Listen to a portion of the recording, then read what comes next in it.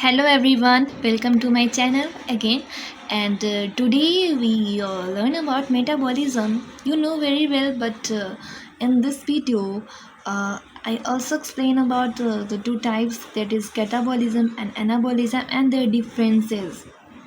And I know many of you have confusion between catabolism and anabolism terms. So this video is for you. So let's start it. So what is metabolism? You know very well, or sum total of all the chemical reactions that occur in a living organism to maintain their life. Okay, जितने भी chemical reactions होते हैं living organism में उनकी life को maintain करने के लिए, so that the process is known as metabolism.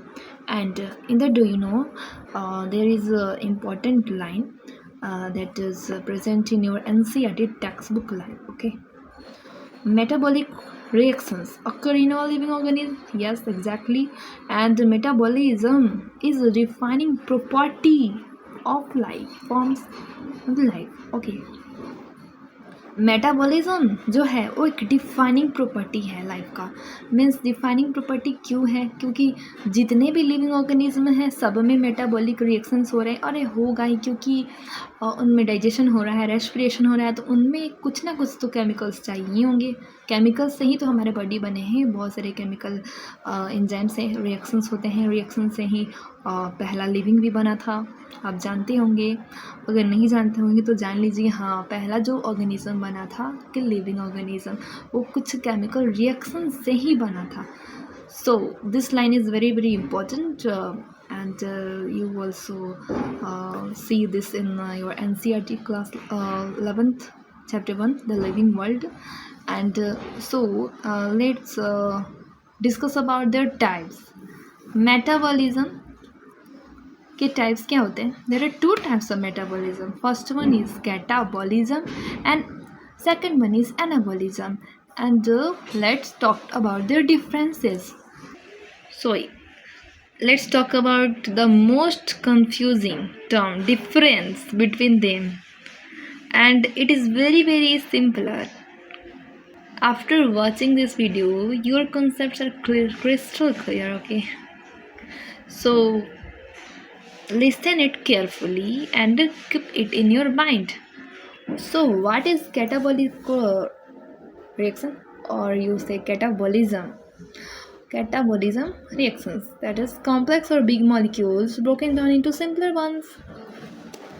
जितने भी बड़े बड़े मॉलिक्यूल्स होते हैं उन्हें हम नहीं, हमारी बॉडी में जो प्रोसेस होते हैं उनसे ब्रेकडाउन होकर सिंपलर वंस में बनते हैं, तो उन्हें हम बोलते हैं कैटाबॉलिज्म रिएक्शन. मीन्स कट, सी से कट एंड सी से कैटाबॉलिज्म रिएक्शंस. एंड क्या है भाई, इसके वर्सेस कौन है?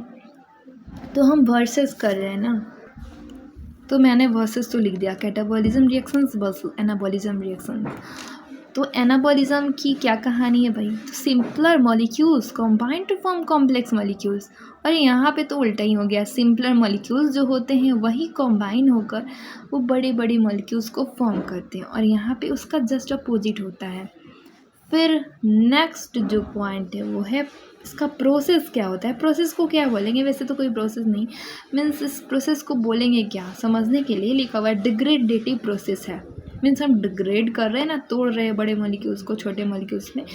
So this is degradative process and this is constructive process. हम बना रहे हैं भाई, कंबाइन कर रहे हैं छोटे छोटे मॉलिक्यूल्स को, तो बड़े मॉलिक्यूल्स बन रहे हैं, कॉम्प्लेक्स मॉलिक्यूल्स बन रहे हैं. So this process is constructive, means building a process.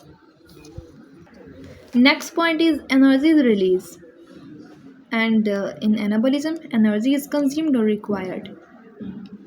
हाँ, तो इसमें एनर्जी रिलीज होगा ही, निकलेगा एनर्जी, क्योंकि बड़े बड़े मॉलिक्यूल्स को जो हम तोड़ेंगे तो वो छोटे बनेंगे, तो एनर्जी तो फॉर्म होगा. और इसमें हम छोटे छोटे मॉलिक्यूल्स को जोड़ कर बना रहे हैं एक बड़ा मॉलिक्यूल, तो इसमें एनर्जी की ज़रूरत है. कंज्यूम्ड हो जाएगा energy and requires. Okay, and इसमें एटीपी प्रोड्यूस होगा. यस, रिलीज होगा तो प्रोड्यूस होगा. Energy release means ATP produce.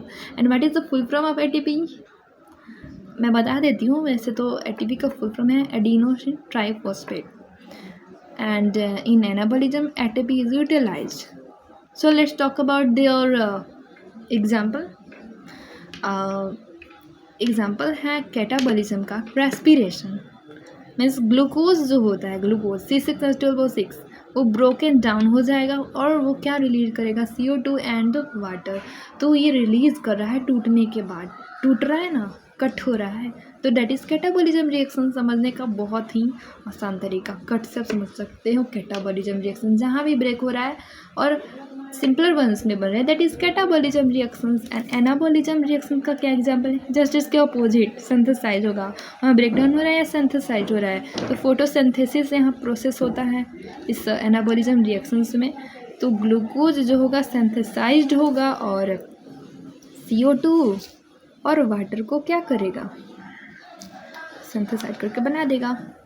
Okay, I hope you will understand it clearly, and main concept is their difference, and many of you are confusing this term.